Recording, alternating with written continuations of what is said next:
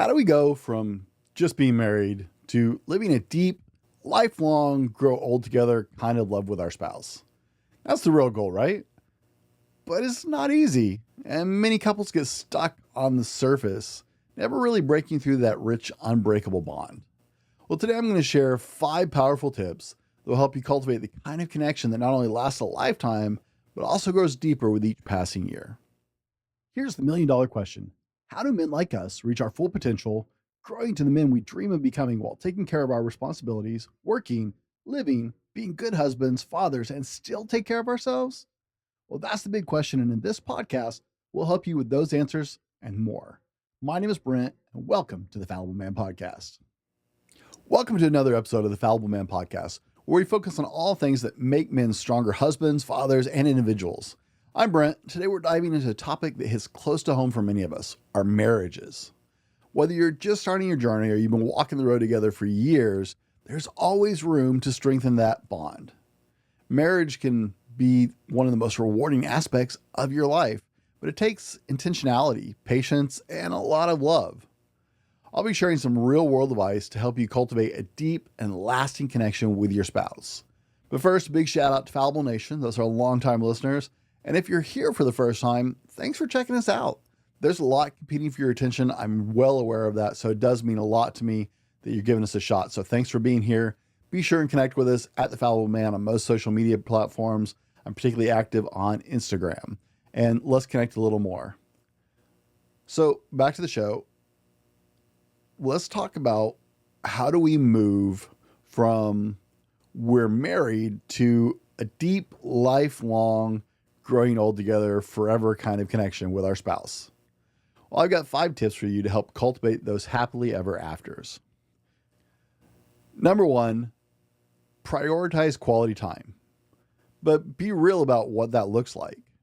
Watching movies isn't always seen as quality time, right? A lot of people will be like, well, you're not connecting, you're not talking. For my wife and I, we talked, we laughed, we made fun of the movie, we joked through hundreds of movies over the years. Especially in those early years of our marriage when home video was actually videotapes instead of streaming services. You can do it with Netflix as well.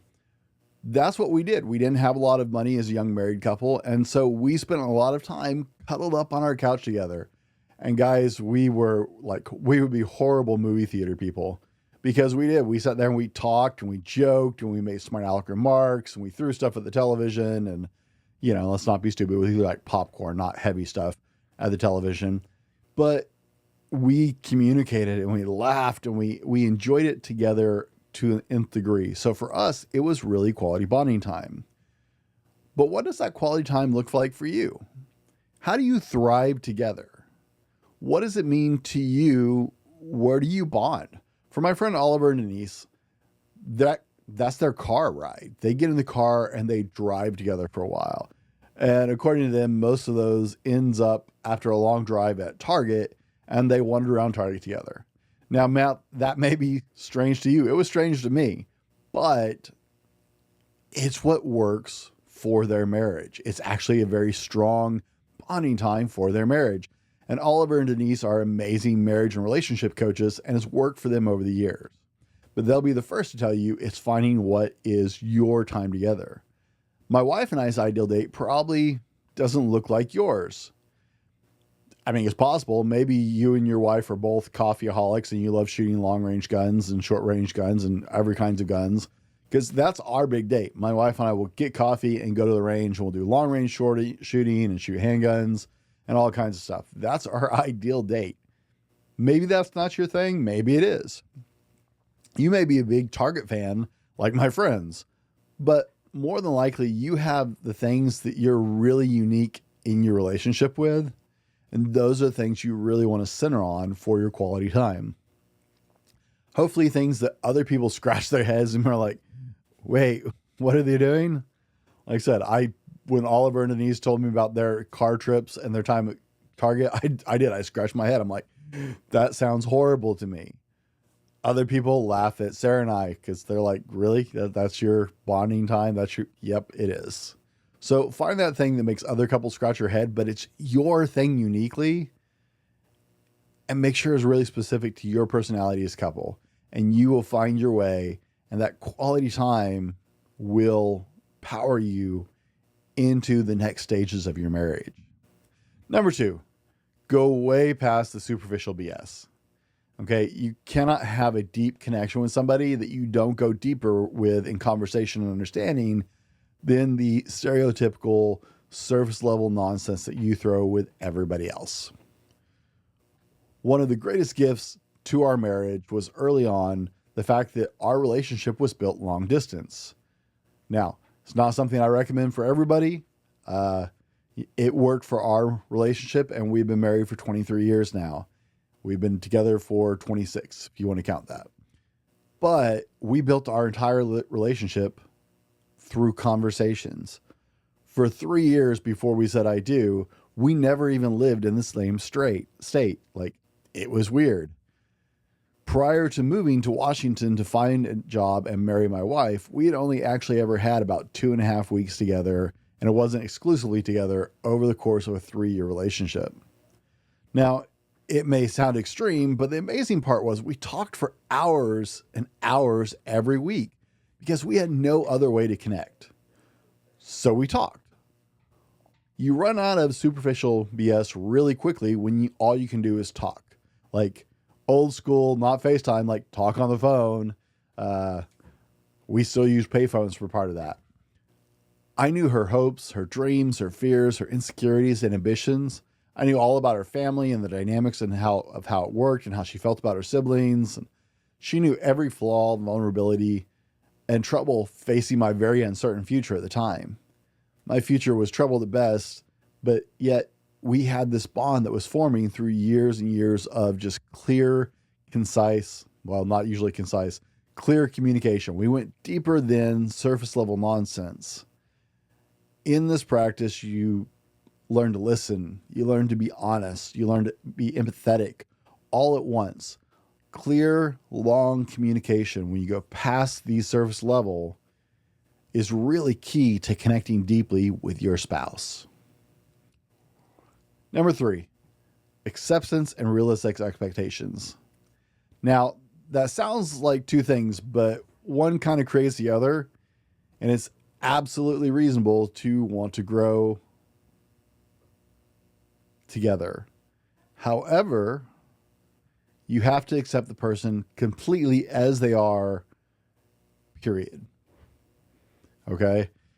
And I probably jarbled how I wanted to say that. So let me throw a little clarity here. You have to accept the person as who they are, as where they're at, and that this is the person they are. Yes, have the expectation that you're going to grow together, but not necessarily in the way you think. Okay? Yes, grow together. You should in every relationship, but you have to accept and love the person at the basic level of where you met and where you decided to spend life together.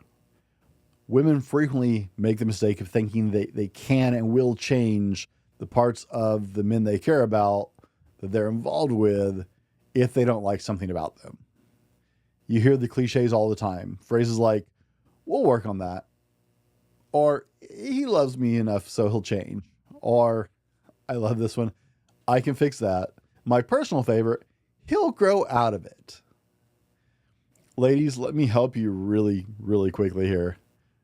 No, you won't. If you loved him, you wouldn't want him to change. No, you can't change him. And no, he won't grow out of it. Now, you guys aren't guilt-free on this either, gentlemen. We have those same unrealistic thoughts, just not quite as blatantly as the ladies do sometimes. If she doesn't already have certain habits, traits, or inclinations, she likely won't either. So be realistic. Look at the state of the way she keeps her house or her apartment. That's the way that your place is going to look. That's not going to change when she moves in with you. If she doesn't love to work out or you don't love to work out, that's probably not going to change later in the relationship. If she doesn't enjoy drinking beers and watching the game or playing video games, she probably never will if she doesn't already have that inclination. So you need to learn to love and accept each other where you're at. Realistic expectations are you're going to grow together into your relationship, but that doesn't mean that these personal habits are going to change, and it's not right for you to expect them or think they're going to, or think that you're going to change them. So just getting that out of the way. I think we're on number 3. Yeah. Number 3, speak your language. One of the most incredible things I ever witnessed was the first time I met my sister's intended. As a baby brother who had never met this man before, I was totally on guard and ready to declare him unworthy in a heartbeat. He was older than my sister, and that kind of freaked me out a little bit. And honestly, my sister and I are very close, and nobody was worthy or good enough for my sister. My sister has her own way about going things. And one of the things is that she has her own language that she's created over the years, and it kind of created itself, to be honest. Because we were friends, we would talk all the time about whatever, whenever, however. So my sister's language developed from talking when she was brushing her teeth. And if you've ever talked to someone who was vigorously brushing their teeth, then you have an idea of kind of what it sounds like. But I understood it because we communicated enough that I got what she was thinking. We were close enough in the way we thought about things and our perspectives that it made a lot of sense to me. So years later, I'm at this dinner with my future brother-in-law, who I don't know. And it's a little uncomfortable and a little awkward. He's not as social as we are, and the whole family dinner thing was kind of freaky for him too. But at dinner, my future brother-in-law tried to hint at a question to my sister as he was unsure of the question of the protocol to bring it up, and he didn't want to put her on the spot, which I respected, that he did not want to put her on the spot in front of her little brother and his wife. But I watched this entire conversation unfold then between my sister and him in my sister's language. They literally started talking this nonsensical kind of teeth brushing conversation back and forth in front of my wife and I. And they totally understood each other, and it totally worked. I gave my blessing that moment, that night. He spoke Katie. That's my sister's name. He spoke my sister. Like, utterly. He understood her. The fact that he could do it told me everything I needed to know. Now, maybe you don't have to go to that extreme. You don't have to make up your own language. And I'm using air quotes here, guys. Sorry, I keep hitting my mic today. People frequently think that my wife and I are fighting or mad at each other or arguing.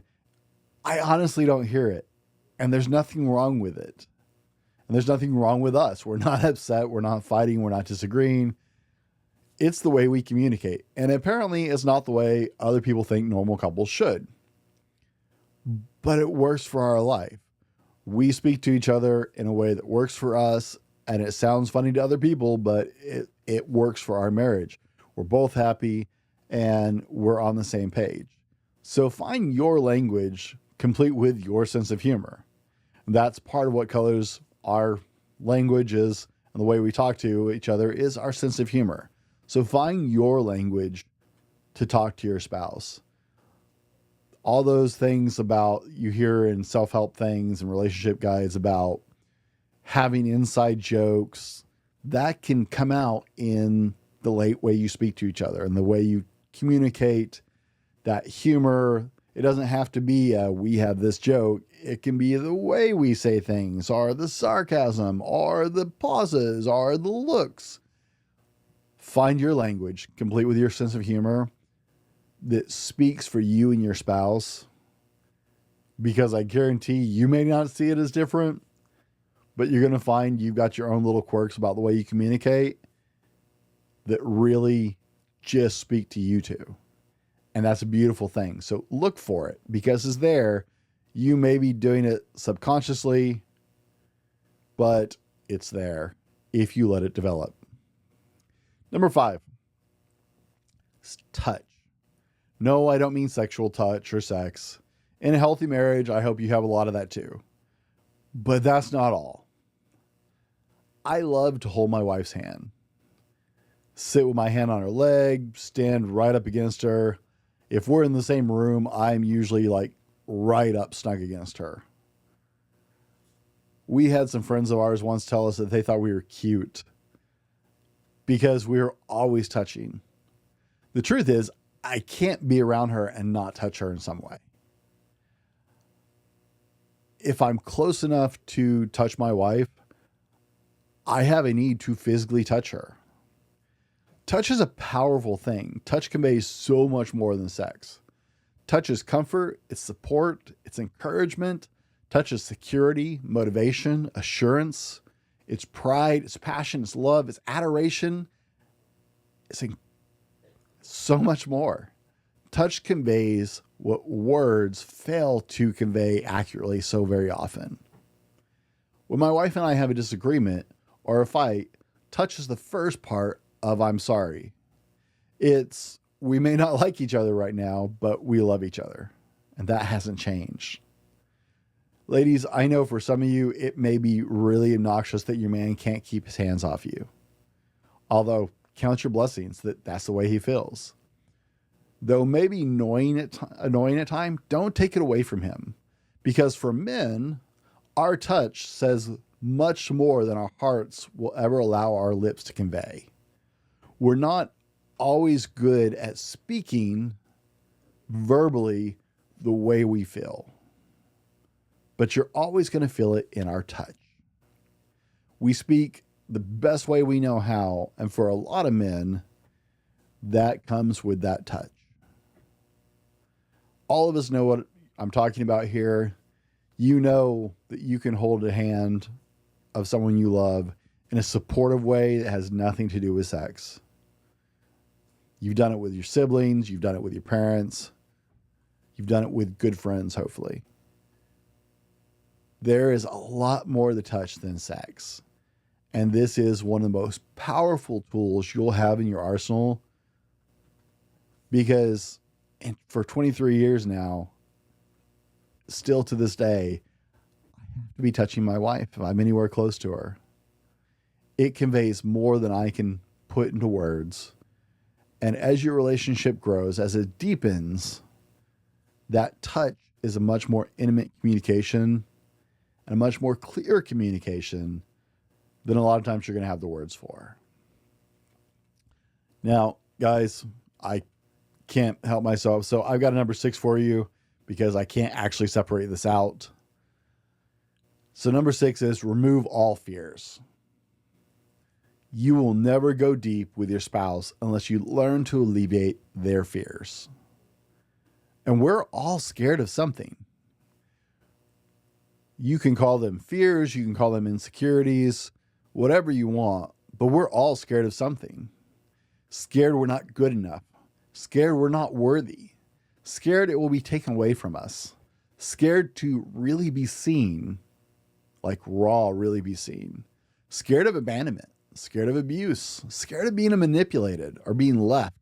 Scared of being rejected. Fear is suffocating people in relationships. That means you have to fight, sometimes unfairly, against all those fears. You may not even know, and hopefully that comes up in those deep conversations when you go past the superficial. You're going to find out there are hurts in the past that you're overcoming, and it's not your fault they're there, but those fears still exist, and there's something you have to work through. You can't just force your way through it. You can't just tell them, well, I'm a different person. There are fears that are created by experiences in life, like I said, unfairly for you sometimes, that were created earlier in life that you're going to have to learn to get past. Your every action, even more so than your words, must convey that you are here, that you are present, that you are focused and committed to your relationship. If you ever want to go deep with that connection. Like I said, there's an extra one for you because I love you guys and I can't put, I frankly just can't create this list without having all 6 of those things on here. because all 6 of those will help you cultivate those deep connections in your marriage. Now, let me add one word of warning.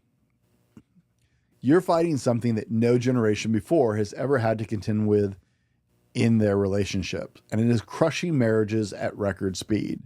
Now, that doesn't matter if you're new married or someone who's been married for quite a long time. It's not a generational thing, it's an age thing. Not like your age, but the age we live in. That is technology, the amazing double-edged sword of our day. Now, I rag on tech a lot, and guys, I'm surrounded by tech. I'd love for you to see my view of this camera, because there's a light here and my microphone and a camera here and a camera here and a light here. And I'm literally surrounded by technology as I'm recording this for you guys.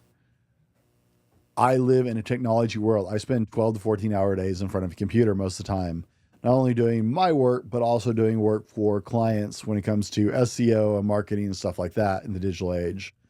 I live in tech. And I know if you've listened to my show, I seem to rag on tech a lot. But let me tell you, when it comes to your marriage, it is the greatest detriment to your marriage in the last 100 years. There are more distractions from healthy marriages in the palm of your hand than ever before. You may not be actively looking at other people on your smart devices or on your computers for a sexual purpose intentionally. But we compare our spouses to all we see online. Other men, other women, other people's achievements, other people's lives, other people's best moments. We compare them to the people closest to us. We compare them to ourselves. We compare them to our marriage. We compare them to our spouse. And it's causing you to be discontent with your marriage at an epic rate. If you don't believe me, I'm not asking you to take my word for this. Take a month-long sabbatical from the internet. Unplug your life entirely for a month. Now, I know that sounds radical. Look, I have to put limitations on this because a lot of us work around computers. So no social media, no social browsing, no playing on YouTube. I know, unplug for me for a month. I know that's not a big loss for some of you, but okay, take a month off any kind of non-professional internet. Unplug your life. I promise you, in 1 month, if you can do this for 30 days, I am so confident that you will not only be happier with your whole life, you'll be happier with your marriage. It is this threat that we don't understand as a threat that is causing discontentment in our relationships. Because whether you're intentionally looking at other women or you're just seeing the world outside of your life, it is breeding discontentment because people only put their best moments on there, their airbrushed lives. So take a month off, if you don't believe me, from all that content, and you will be shocked at how much happier you are, how much more content and excited you are about your whole life and your marriage. I promise it will be the greatest thing you ever do for your marriage. And it is an ideal time, since you're taking a break from that, to go deeper into your marriage. So there you got it. 6 tips, not just 5, for building a marriage that stands the test of time. Remember, relationships take work, but the payoff is lifelong connection that grows richer with time.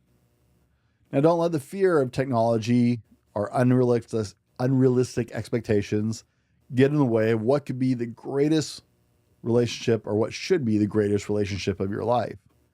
Start with one small step. Hold hands more often. Hold hands a little longer. Have real, deep conversations. Don't settle for surface content with your spouse. Spend meaningful time together doing things that you love as a couple, speaking each other's language, doing the things that really bond you. Now, guys, if this is ringing a bell for you and you're enjoying the content, be sure to sign up for our bi-weekly newsletter for exclusive content and insider information about the show and the movement. There's a sign up down in the show notes or the YouTube description, whatever platform you're joining us on. Thanks for tuning in today to the Fallible Man podcast. Until next time, keep striving, keep growing, keep loving deeply, and be better tomorrow because of what you do today. And we'll see you on the next one. This has been the Fallible Man podcast, your home for everything man, husband, and father. Be sure to subscribe so you don't miss a show. Head over to www.thefallibleman.com for more content and get your own Fallible Man gear.